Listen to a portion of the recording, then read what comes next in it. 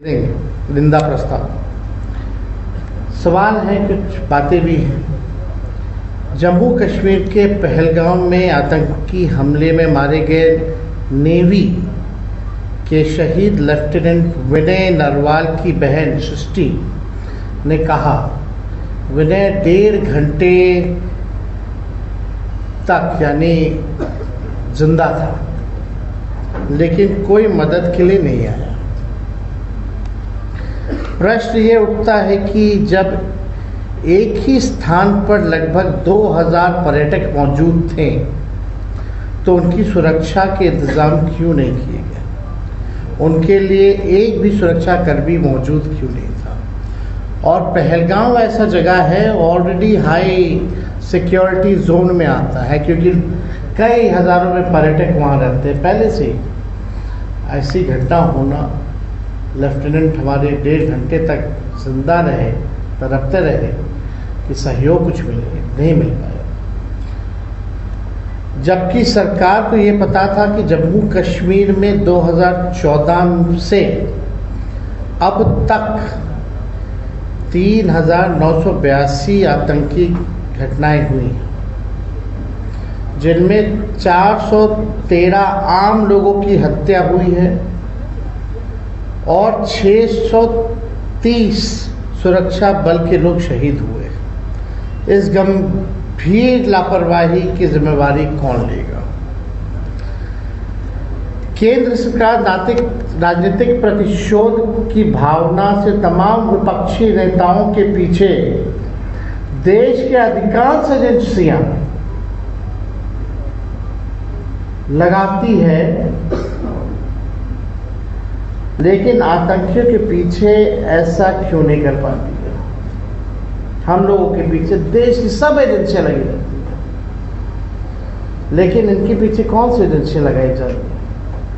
अगर ये घटना हो रही है तो आपका इंटेलिजेंस क्या कर रहा है, सर्विलेंस क्या कर रहा है?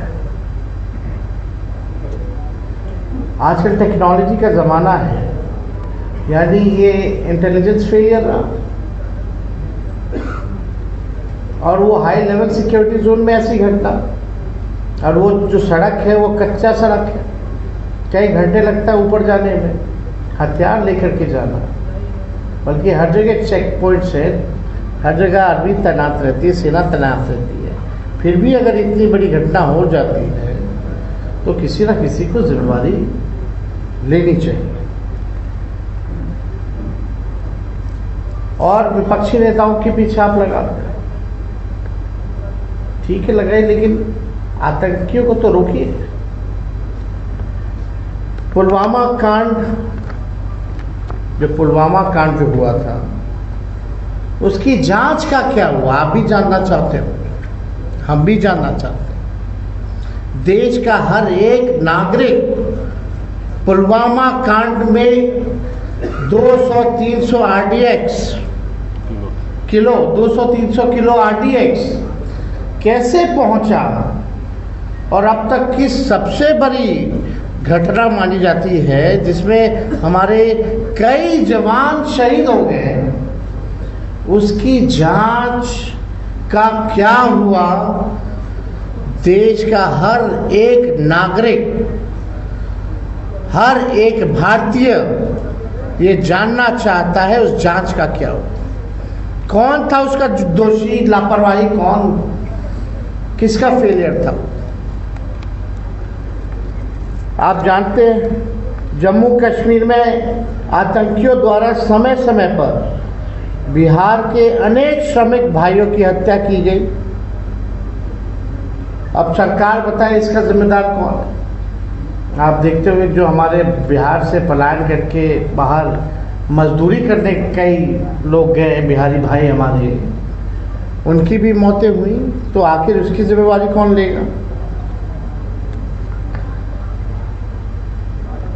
सरहद पार से आतंकी देश में आ रहे हैं तो ये देश की सुरक्षा के साथ खिलवाड़ है। ये बहुत बड़ा सिक्योरिटी लैप्स है।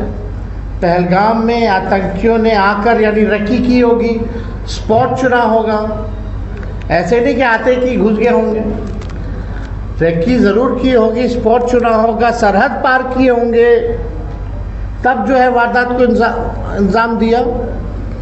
तो ये तो पूरा फेलियर आखिर ये किसका है?